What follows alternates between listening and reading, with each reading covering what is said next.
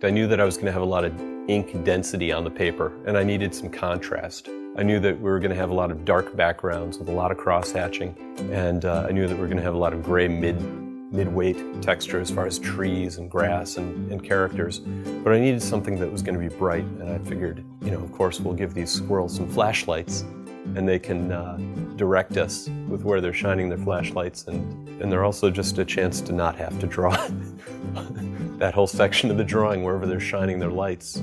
It's white paper, so it makes my life easier.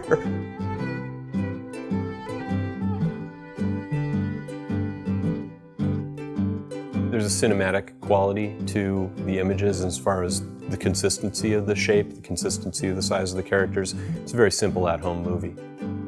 I wanted to leave a lot of room for the viewer to be able to kind of project their own details onto it, as far as the relationship between the characters and exactly what's happening.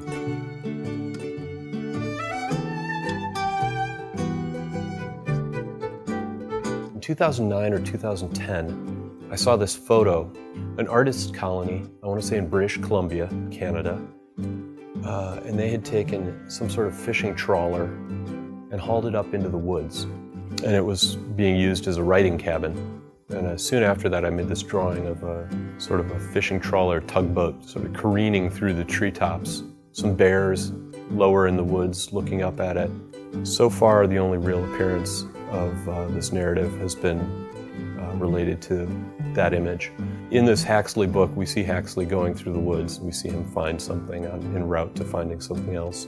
And I think where we leave off with him set up to go on to other adventures at the end of this book.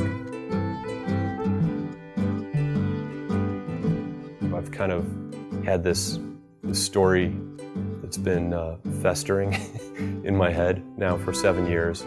I've said to a couple of friends, I'm pretty proud of a lot of the things that I've done and I've accomplished and places I've gone in my life, but if I don't get this bigger story told, I'm going to feel like a real jerk if I don't get that told before I die.